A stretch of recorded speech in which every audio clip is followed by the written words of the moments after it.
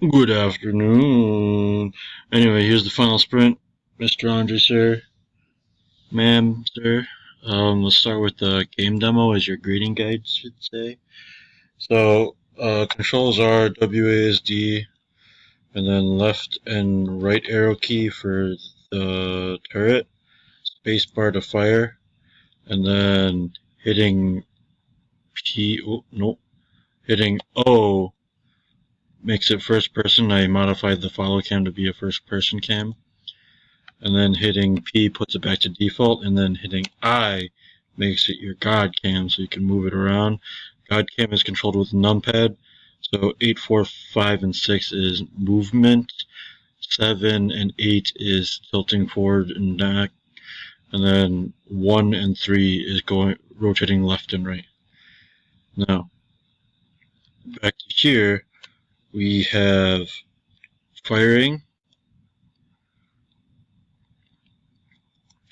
based off of mashing that spacebar, but you could hit the spacebar as many times as you want, but it'll only fire once the bullet dies from its timer, so you can't just spam fire. More or less acts as a reload. And then there's actual collisions with this other tank here, so I could shoot it and it'll change. And then I could also ram it and it'll change. And I'll change. And while that's happening, I could hit I. Oh, that's the wrong button.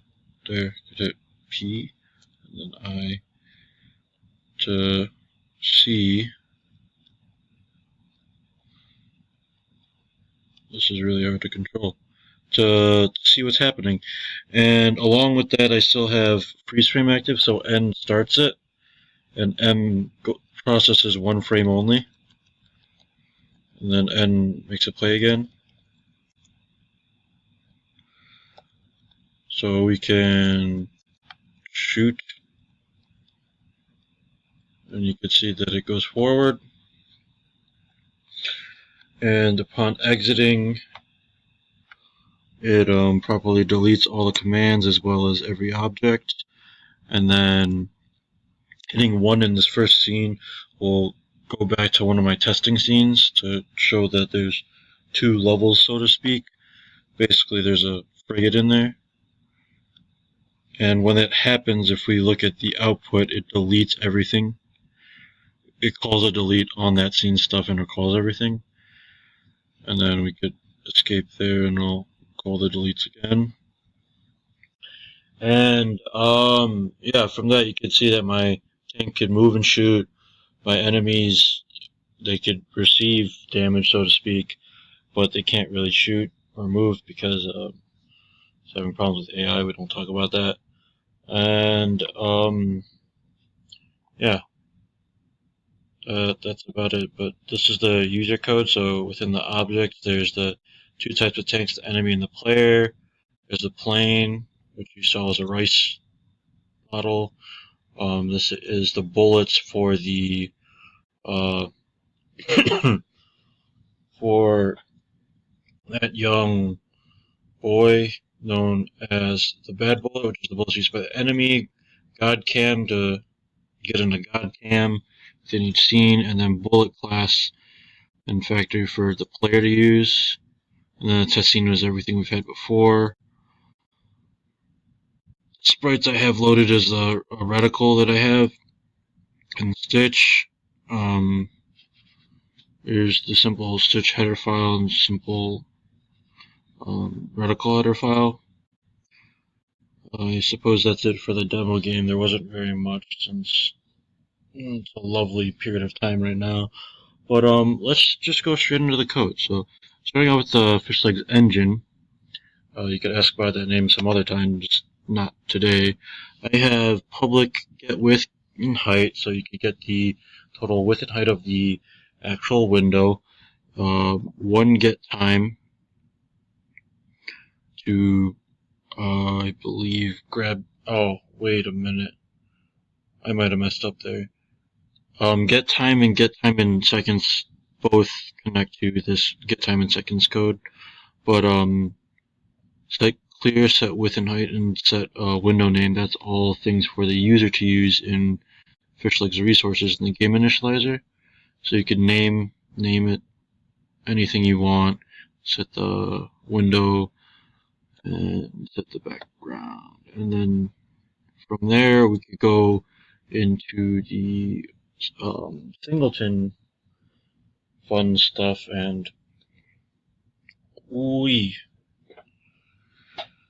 basically within the singleton stuff, since all of this is called within main, it just calls Fishlegs run. That creates the whole engine itself and continues down to create each subsequent manager through assets and the scene manager and time manager. And it also has these methods here for what the user would use to overload, and these are the two files that they overload within Fishleg resources. Quick peek under the hood. All this has been commented out. All that's not being used. These are the static voids I defined earlier. But all that's now being used is this game init, which should have been originally there. Load content calls the users load resources. The update calls a time manager to call the time manager's process time. Scene manager's update. Draw, scene manager draw, and then unload content calls all the subsequent deletes except for scene manager calls it scene end, which is subsequently a delete, so to speak. Now, next on the list is asset managers. So within asset managers, we have the image, model, shader, and texture, and all these are utilized within the load all resources, which we will look at in 1 second. So first off, here is the image manager, which is a singleton that, as one of its functions is calls, it creates itself based off of whether or not an instance exists, because it's a singleton, of course. But essentially it has 3 public functions, which is load, get, and delete, and its associated manager of image only calls the public function of delete and is friended to the engine class, so that there's not a lot of clutter within the friend classes and can't exactly call to all those functions. Anyway, so within the image manager, unlike the others, the image manager takes in a keyword, a texture pointer, and a rectangular pointer, only so it gets set up the standard image parameters within its constructor. So calls new image, texture, and rectangle, so on and so forth, and connects it to keyword. So similar to that, we have model manager, and within model manager, we have the static string called dway, and that is essentially there to concatenate the file path of where all of these models, shaders, and textures are currently residing, so that it's easier on the user to load in files just by the file name instead of writing the whole path down like we did in Teal. Past that, I had a beginning of Doxygen. Again, was running out of time, so it's still the very bare bones one-liners. So don't give me too many points for that, but still give me points. Your boy needs some. But past that, I have this load prefab mainly to load all the subsequent default assets that are needed for things like image, and actually, yeah, pretty much just image, as well as just the prefab models themselves, where it loads them all based off their actual name, which really shouldn't be that hard to forget, which is just unit XY, so on and so forth. There is load, keyword, and file, which is the standard create your own keyword and file to go along with it. And then there's load with pre-made models.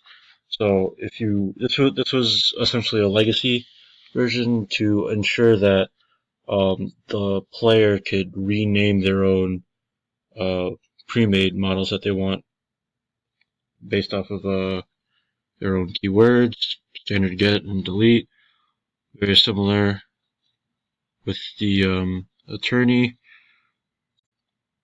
Shader manager is pretty much the same thing. It has its own string for dway.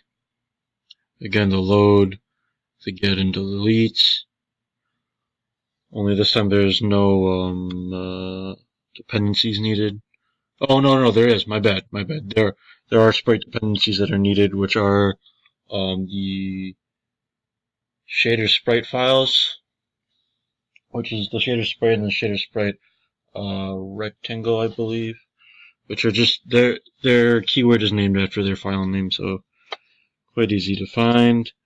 And then texture manager, again, this is the only one that doesn't have any loading of dependencies, because the dependencies are mainly there to help out with sprite creation, and a sprite doesn't exactly need to use doesn't have a dependency of a texture, since you're loading in custom textures to create the actual image.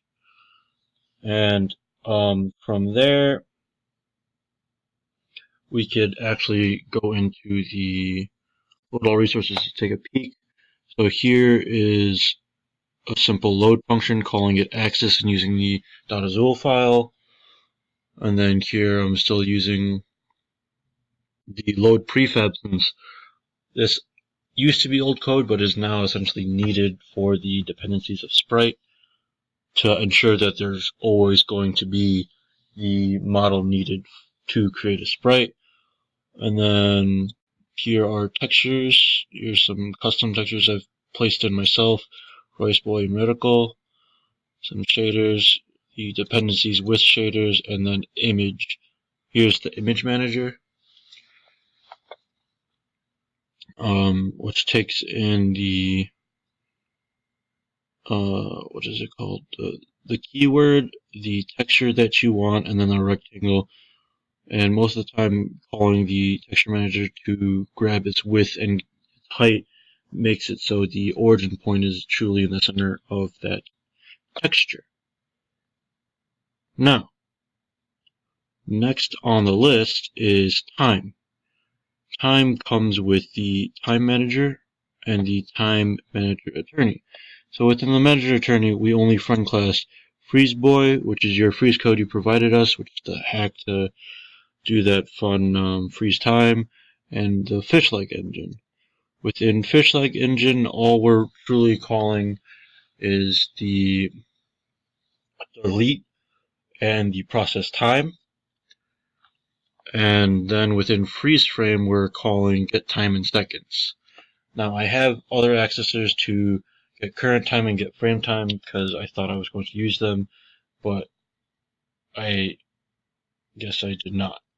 Anyway, so within the time manager itself, I have these set up as public accessors, such that the alarmable